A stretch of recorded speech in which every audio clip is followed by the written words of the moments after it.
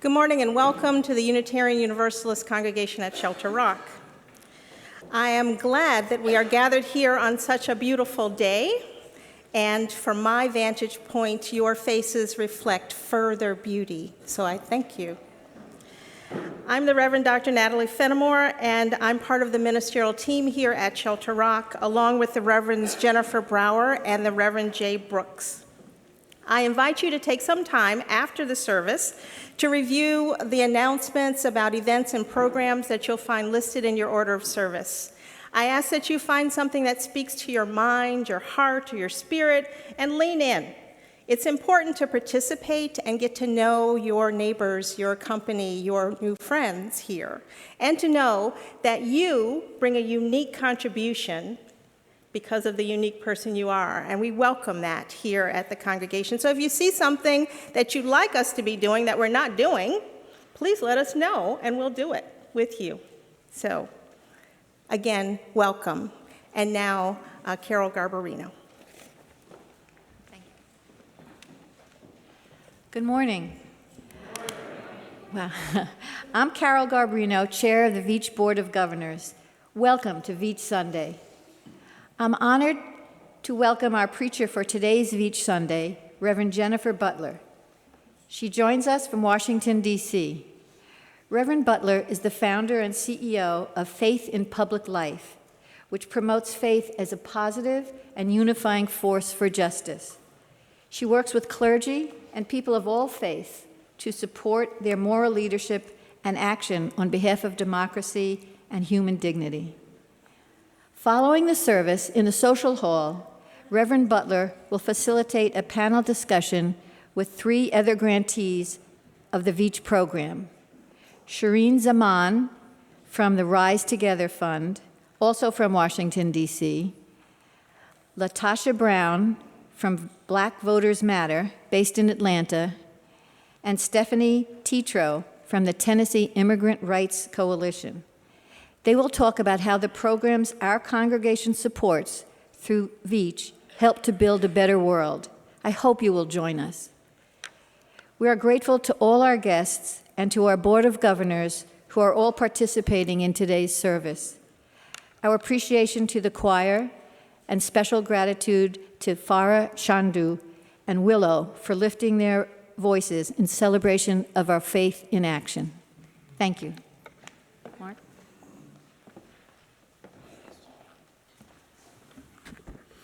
Now, as is our custom, I invite you to greet your neighbor.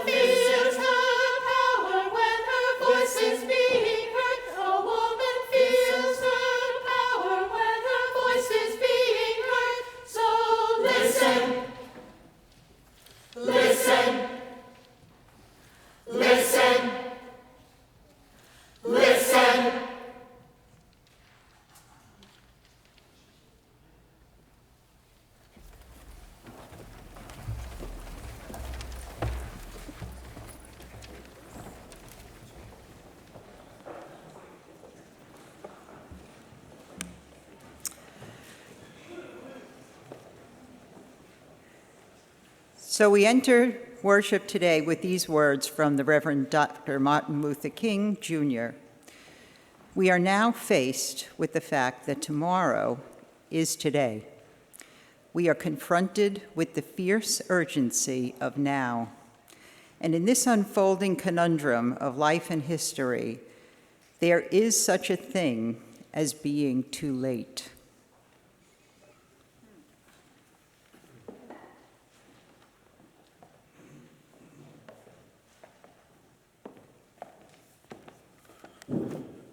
We thank the Alexander family, consisting of Katie, Robert, Charlotte, and Fiona, for lighting our chalice this morning.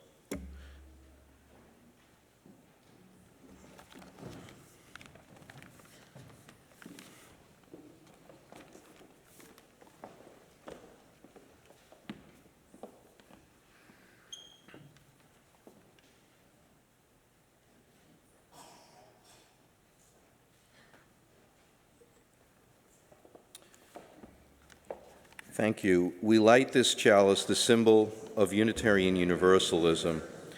This is the faith of the open mind. This is the faith of the loving heart. This is the faith of the helping hand. Together, we take care of our earth and work for peace and friendship in our world. Please rise in body or spirit as you are able for hymn number 131.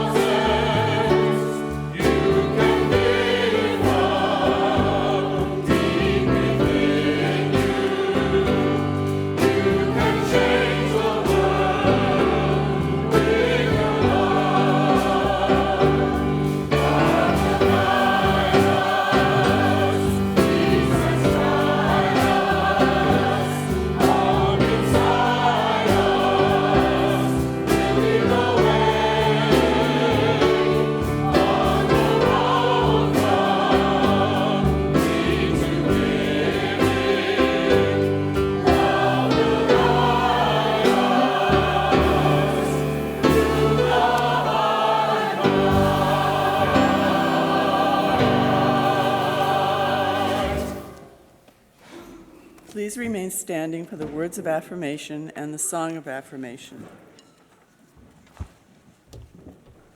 Please join us in saying together, love is the doctrine of this congregation, the quest of truth is its sacrament, and service is its prayer, to dwell together to gaze, to gain knowledge and freedom, to serve human need. This we do affirm and covenant with each other.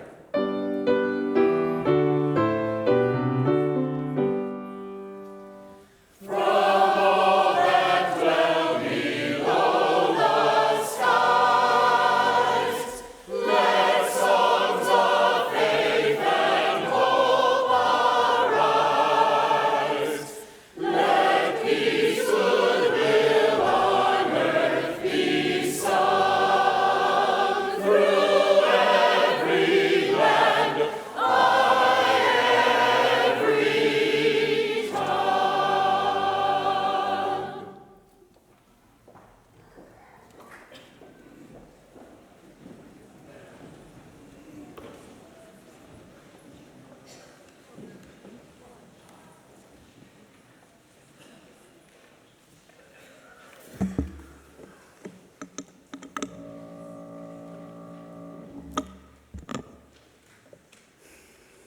Good morning.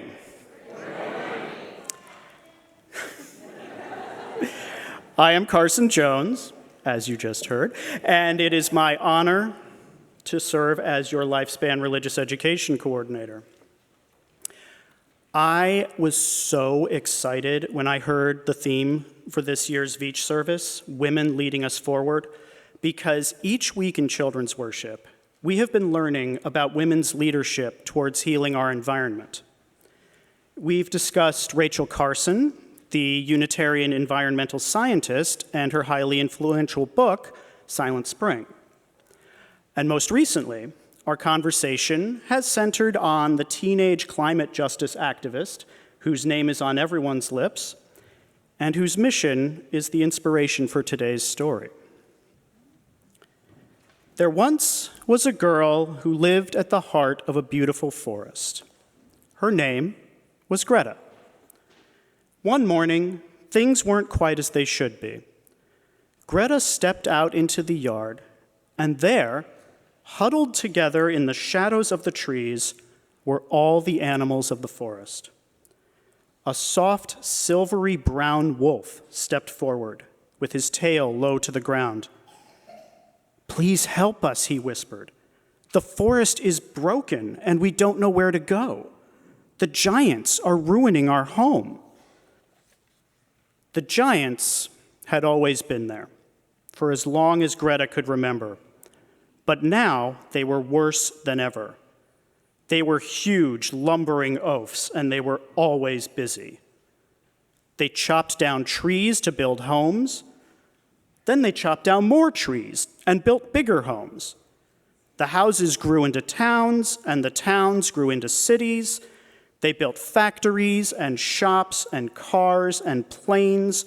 They worked all day and all night until eventually there was hardly any forest left. But the greedy giants had forgotten how wonderful the forest was. They didn't see all the little birds and bugs and butterflies and bears that trembled in the shadows, and no one told them to stop because everyone was scared of them. Everyone, except Greta. "Will you help us?" asked the wolf. Greta looked around her. The animals looked tired and sad. She had to help them, but how? Then Greta had an idea. The next morning, Greta went to the middle of the forest and waited for the giants to come. She stood alone, holding a big sign. The sign said, "Stop!" She waited and waited. On the first day, the giants didn't see her and lumbered on by. And on the second and third, too. But on the fourth day, something strange happened. A little boy who had been watching Greta made a sign and came down and sat next to her. He didn't say much, but Greta knew he felt like she did. Soon, more people and animals saw what they were doing and joined in too. But before long, a huge crowd filled the forest, stretching out to the city and the roads beyond. They stood together and waited. The crowd was so huge that the giants were stopped in their tracks. "Please stop," Greta cried. "Your greedy behavior is spoiling our home. You've broken the trees and trampled the flowers, and now the bees and birds have flown away. These animals are homeless, and our forest is dying." After Greta had spoken, everything was silent. But then, everyone in the crowd began to shout, "The smoke from your fires is choking the air, and please stop cutting down trees. You can help plant some new ones and mend my home. We need to take care of our forest and live together. Will you please try?" they all said. The giants shuffled and fidgeted and stomped their feet on the ground. They were embarrassed and a little bit sad. You see, the giants were so busy building, they didn't see what they were doing to the forest or the animals who lived there. The giants felt terrible. "We're sorry," they said, and they promised to try harder. So from that day on, the greedy giants weren't so greedy. They slowed down and learned to sit quietly. They stopped working all the time and instead took up new hobbies. They stopped chopping down trees and learned all about gardening and living in the forest. They cooked, repaired, tidied, and shared. And before long, the forest became more beautiful than they ever could have imagined. While this story has a happy ending, in the real world, Greta Thunberg is still fighting giants. They might not be as easy to see as they are in this story, but they are there. And some don't want to change their ways. That's why Greta needs our help. You're probably saying to yourself, what can I do? I'm too young. I'm just one person.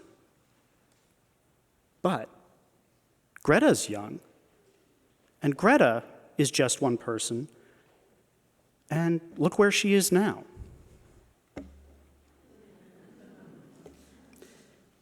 Remember what Greta always says. No one is too small to make a difference. Thank you.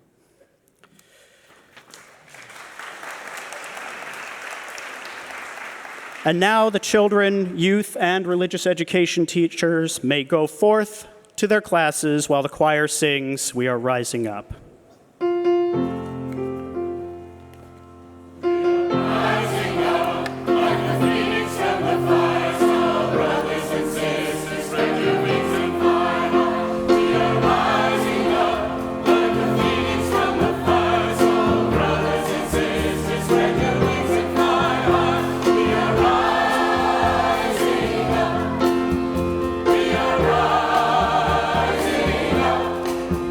We are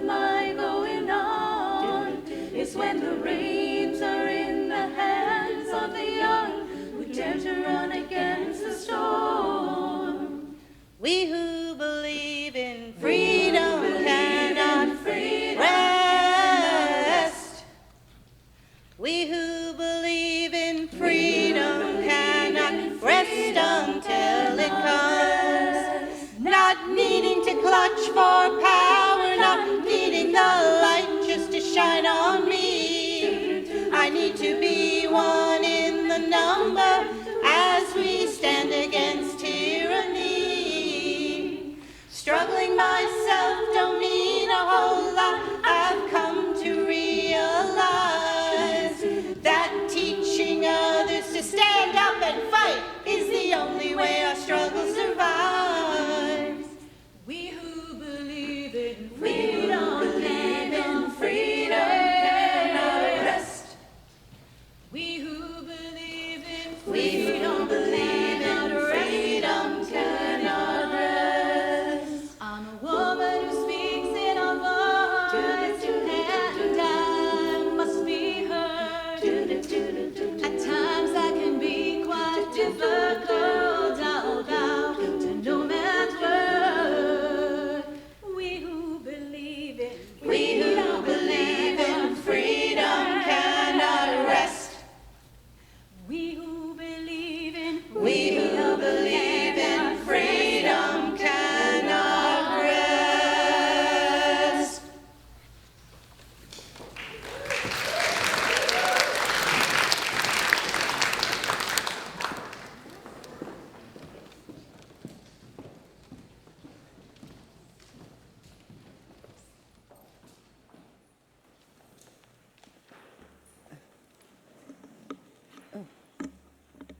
Oh, well.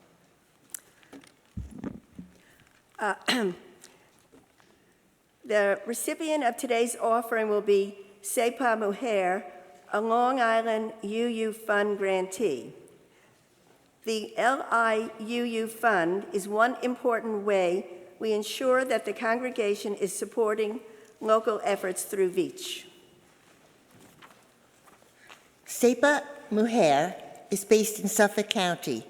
It's the only Latina immigrant rights organization on Long Island. It protects immigrant women from domestic violence and assists them with legal support and in understanding their rights. Sepa Mujer is dedicated to helping Latino women reach their leadership potential. Their Girls Act program offers summer jobs for young women to learn the skills for making social change. The women of Sepa Mujer are creating better lives for themselves, their families, and their community, right here on Long Island. If you're writing a check today, please put Sepa, S-E-P-A, Mujer in the memo line. Will the ushers please come forward?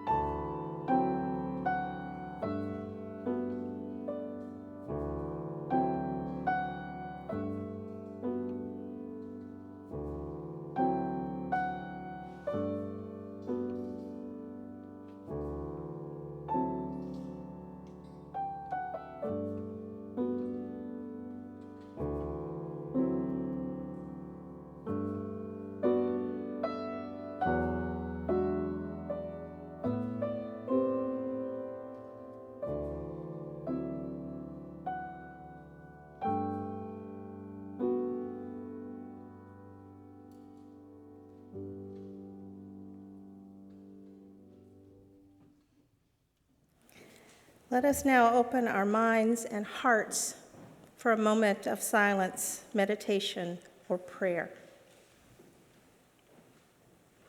In this moment, we sit with the joys and sorrows among us, and we offer a hope and a healing to our broken world.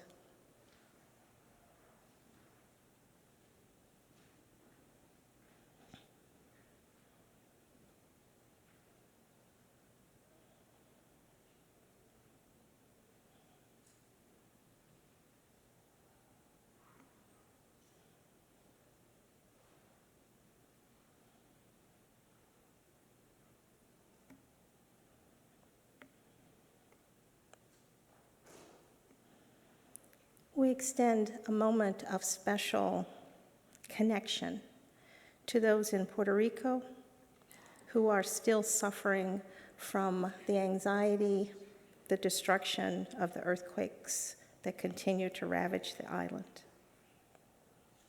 Many here in New York have a special connection to that community.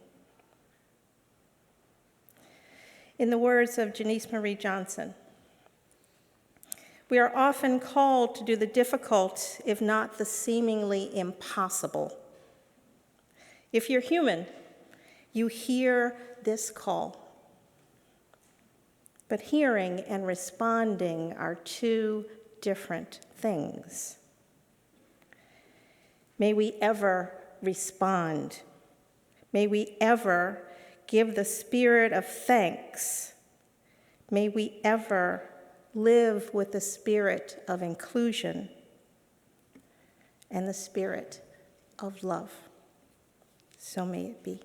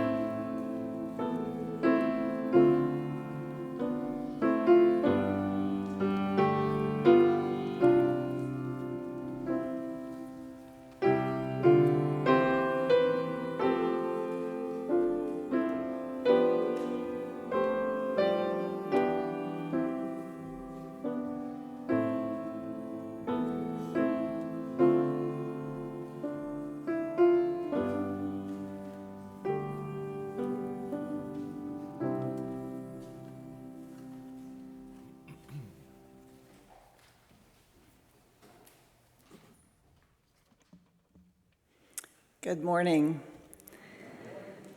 In this age where so many white Christians are marching to the drum of white nationalism and hijacking our scripture, I felt it important to read from and reclaim the radical book that inspired slaves and abolitionists to resist slavery, inspired the civil rights movement, and inspired countless movements around the globe, the book of Exodus. Now a new king rose over Egypt who did not know Joseph. He said to his people, "Look, the Israelite people are more numerous and more powerful than we are. Come, let us deal shrewdly with them, or they will increase, and in the event of war, they will side with our enemies. They will fight against us, and they will escape from this land." Therefore, they set taskmasters over them to oppress them with forced labor. They built supply cities, Pithom and Ramses, for Pharaoh. But the more they oppressed, the more the Hebrews multiplied and spread, so that the Egyptians came to dread the Israelites. The Egyptians became ruthless and imposing tasks on the Israelites, and they made their lives bitter with hard work. Mortar and brick and every kind of field labor, they were ruthless in the tasks they imposed. The king of Egypt said to the Hebrew midwives, one of whom was named Shiphrah and the other Puah, "When you act as midwives to the Hebrews, I want you, if it is a boy, to kill him. If it is a girl, she shall live." But the midwives feared God, and they did not do as the king of Egypt commanded them, but they let the boys live. And when the king of Egypt summoned the midwives to him and said, "Why have you done this? Why have you allowed these boys to live?" The midwives said to Pharaoh, "Because the Hebrew women, they're not like the Egyptian women. They are vigorous, and they give birth before the midwife can get there."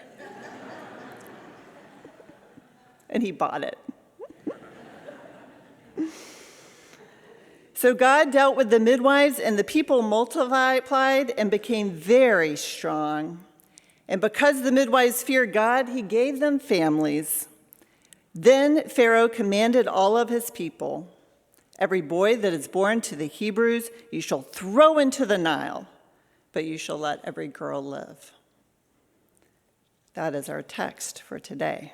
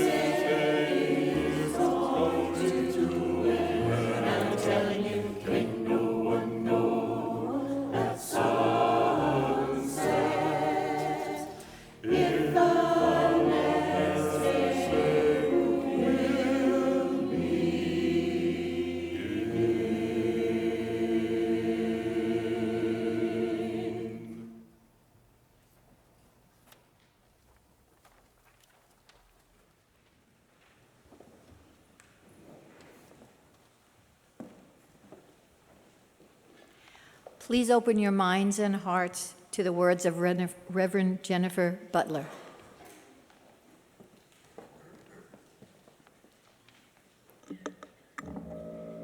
This is the coolest thing ever. My back thanks you.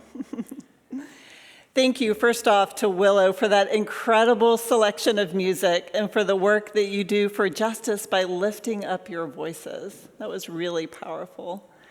And thank you to Katie, I think it is, who put together this flower arrangement today and figured out how to represent the fierce urgency and the flames of fire up here in the form of flowers. What a joy it is to be here in this congregation that has labored so long and with so much foresight to build up organizing networks throughout the country that are holding the tide of justice and building democracy even now as we gather here this morning. And it is so exciting to be here with these powerful sisters over here. Can you all just stand up so they can see you? Because you have a chance to meet them this afternoon at lunch.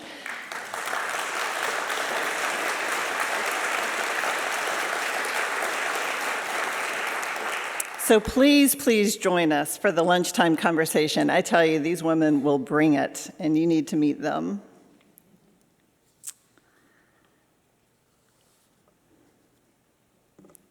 The book of Exodus, arguably the most important book of the Bible, begins with the stories of 3 sets of women who hear the cries of oppression and act.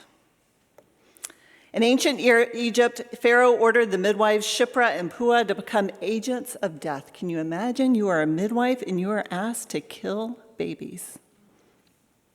But they resist by strategically manipulating Pharaoh's fears, his ignorance of childbirth, and his squeamishness about it. Your Excellency, the Hebrew women, they just pop those children out and they're gone before we even get there. I can imagine his eyes growing wide with fear.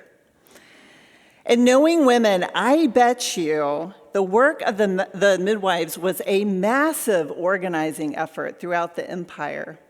That effort extended to families who, though told to throw their firstborn into the Nile, would pretend to comply and then float their children safely down rafts in the river.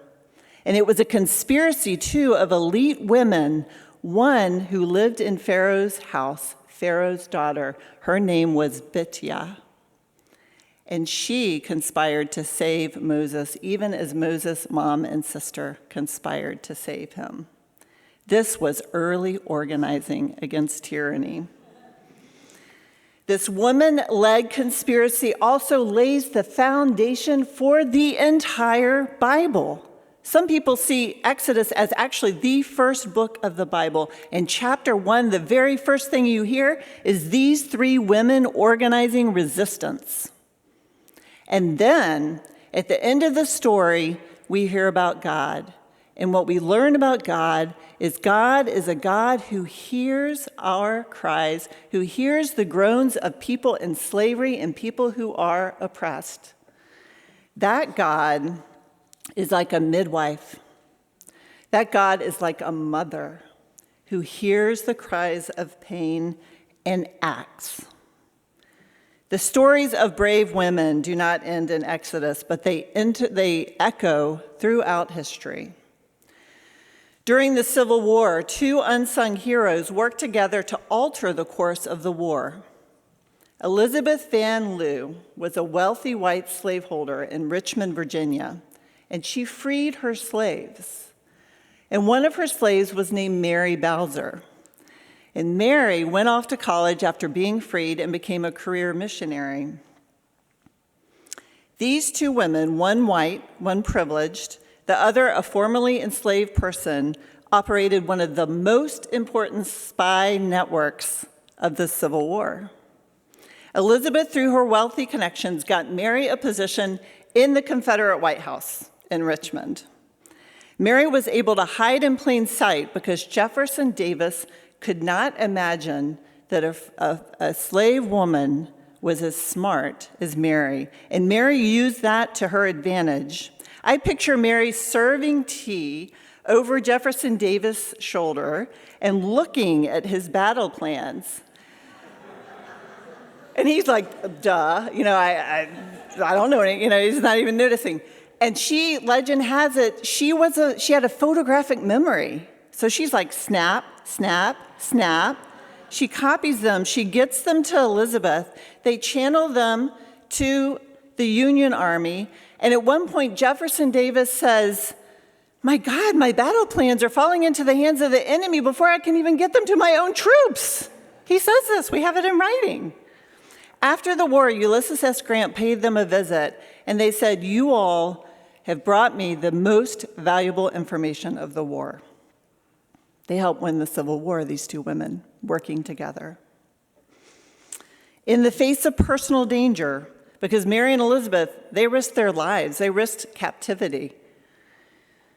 And together, Shiphrah, Puah, and Bitra, standing up to a violent tyrant. Even in a patriarchal world that our scripture was written in, it makes clear that it is women who lead the way, who first understand who God is. That these three women set the stage in Exodus reminds us that women have unique ways of leading against tyranny, against tyrants. Think about it. Miriam, Vashti, Esther, Hagar, Ruth, Naomi, Rahab, Elizabeth, and Mary, they all set off powerful chains of events that changed the course of human history. It's vital that these stories survive, that they're not erased by patriarchal culture. We have to lift up these stories as they are a potent reminder of how women lead the way. Growing up as a woman in the South, my voice was often ignored. As a product of newly integrated public schools, I grew up under the tutelage of powerful Black women teachers. And yet, I saw the racism that was rampant in the South despite our lip service to have become a new South. Worse yet, I saw Christianity increasingly used to justify racism and homophobia and sexism. It was all over the nightly news in the form of The Moral Majority and Jerry Falwell and Pat Robertson. Yet there were no voices to counter the faith that I was growing into, the one that calls us to bring good news to the poor and freedom to the oppressed. That's what it's all about, from Genesis all the way through.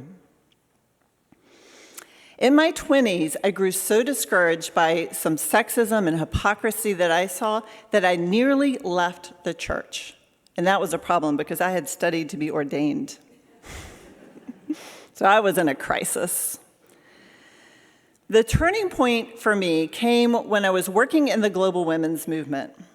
The Christian right had begun to organize resistance to women on the basis of religion. They were saying that women's rights were not biblical, and they were dividing the nations of the world on women's rights.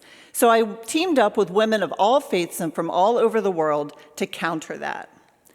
And at one point, we helped sponsor an event for Muslim women in solidarity with them. And these were Muslim women living under religious extremism.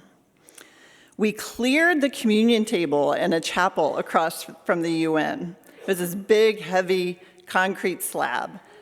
And we had no other choice but to make it the table for the panelists. And first, it was that vision of Muslim women gathered around the communion table that stirred something new in my soul. Second, it was the disruption of Saudi Arabian security guards who entered the room to intimidate the women midway through the event. As the guards attempted to physically intimidate them, the global community of women of faith all rose to their feet, 200 of them, and began to applaud wildly for like 3 minutes. And the shaken speaker was then able to continue her presentation. And the women by the door stood on their feet the whole time, casually, just blocking the guards from view so the women didn't have to see them. And I decided then and there, if Muslim women living with such intimidation could reclaim their voice and their faith, then I sure as hell could too. I had to realize that how dare I let patriarchal leaders rob me of my faith. Right then and there, I decided that I would get ordained with the goal of bringing liberationist and feminist theology to a world of pain and hurt and injustice. They could not take my voice as a woman or my theological voice and my spirituality. I was reminded of that moment last spring when I teamed up, the organization I lead, Faith in Public Life, teamed up with an organization known as Moms Rising. And we were going up to Capitol Hill to witness the Homeland Secretary testimony, Kirstjen Nielsen, about child separation. The newly elected House was having hearings on child separation. So we were there to bear witness and to let the world know we were watching and wanted truth to come out. Moms Rising had made these onesies with the names of children who had been killed, basically, in detention through neglect of our detention facilities. As I waited to go into the hearing, a Capitol police officer came up and called me by name. Reverend Butler, what are you up to today? I didn't know him. I could only figure that he recognized me from a mugshot. To be clear, I'd been arrested protesting the attempt to gut the Affordable Care Act. I imagined he had mugshots of all the religious leaders and activists on his walls. He had a cell phone to his ear and he looked very, very worried. He said, I just need to let you know that if you hold that onesie up in the hearing, you will be arrested.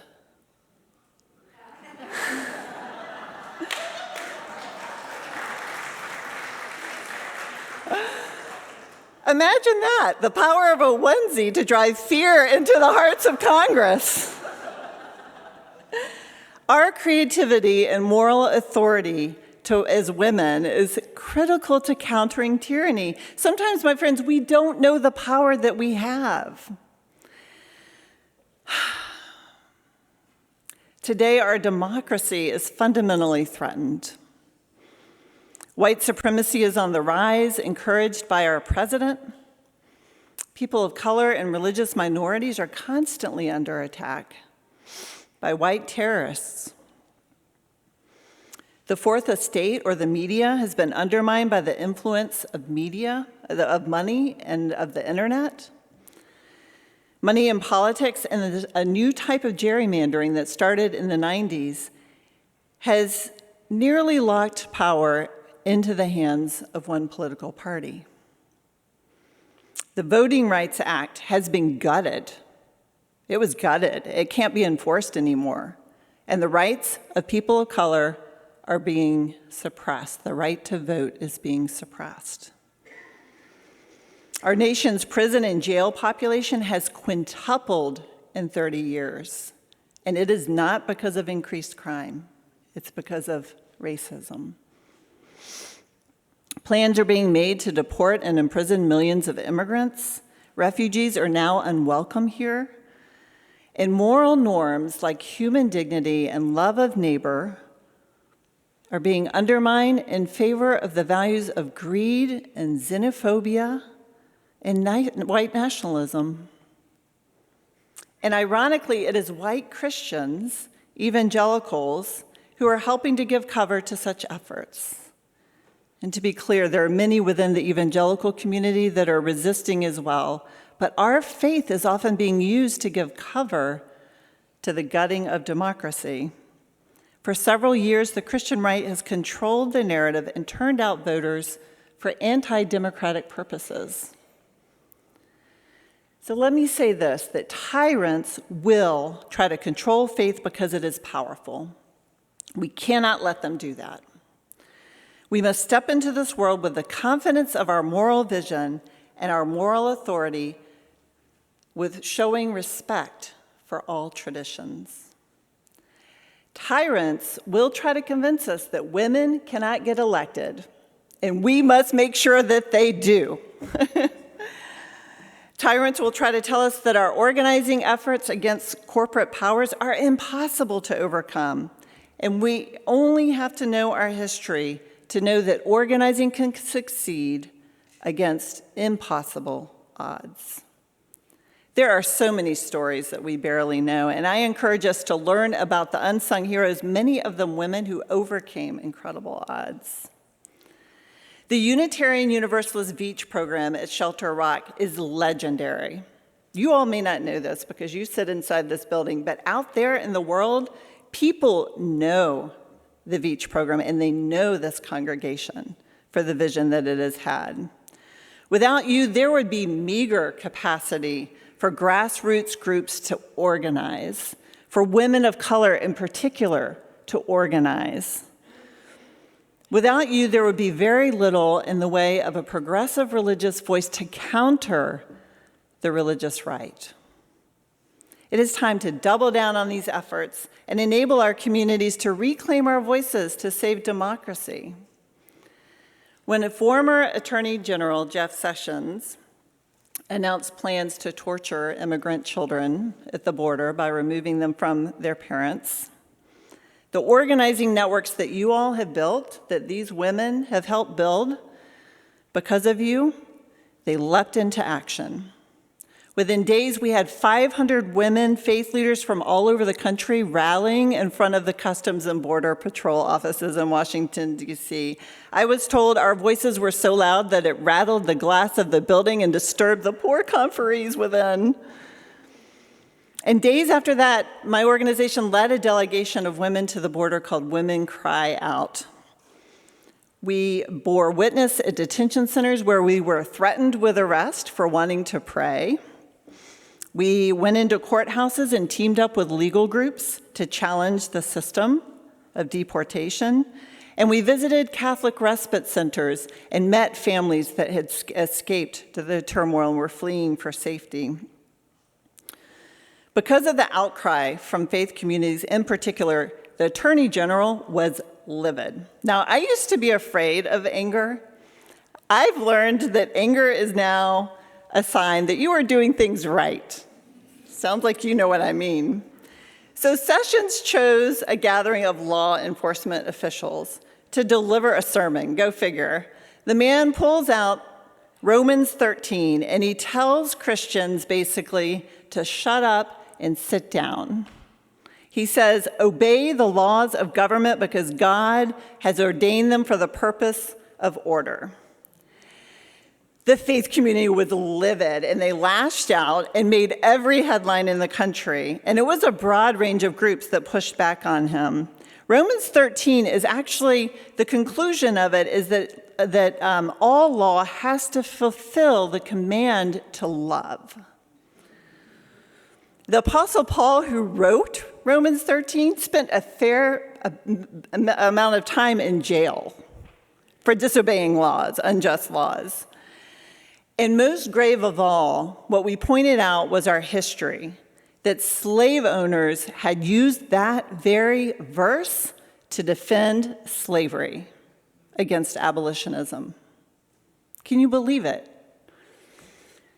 Dr. Martin Luther King put it this way, writing from an Alabama prison to white moderates who thought he was being just a little too confrontational. They were getting a little nervous. He wrote, "One has not only a legal but a moral responsibility to obey just laws. Conversely, one has a moral responsibility to disobey unjust laws."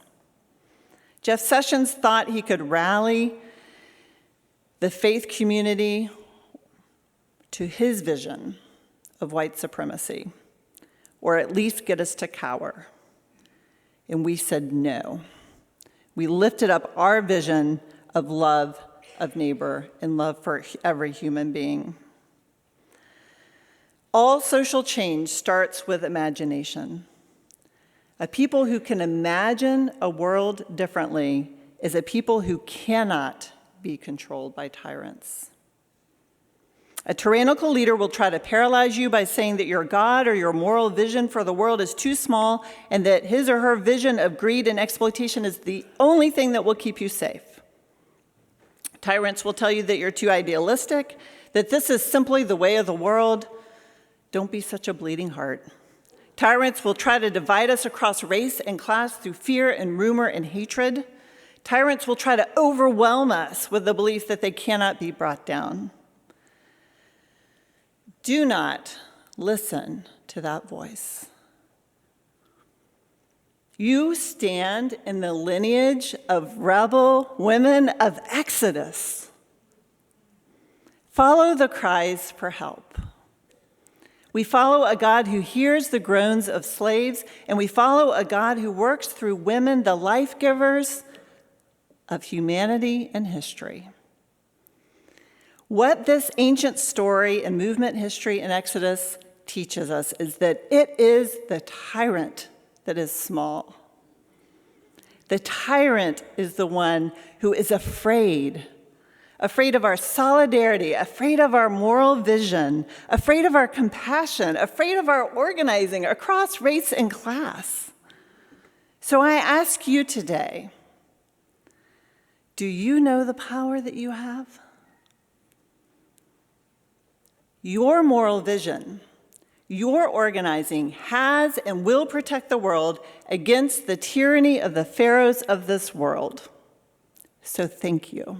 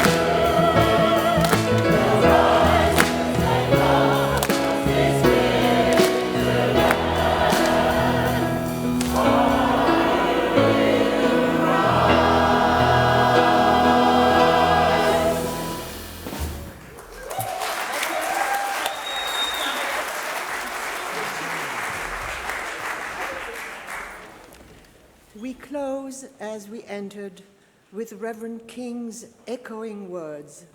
Now, let us rededicate ourselves to the long and bitter, but beautiful struggle for a new world. The choice is ours, and though we might prefer it otherwise, we must choose in this crucial moment of human history. Recognizing the extraordinary commitment of our Veatch program grantees throughout the country, let us rededicate ourselves to justice in our time, today, tomorrow, and every day.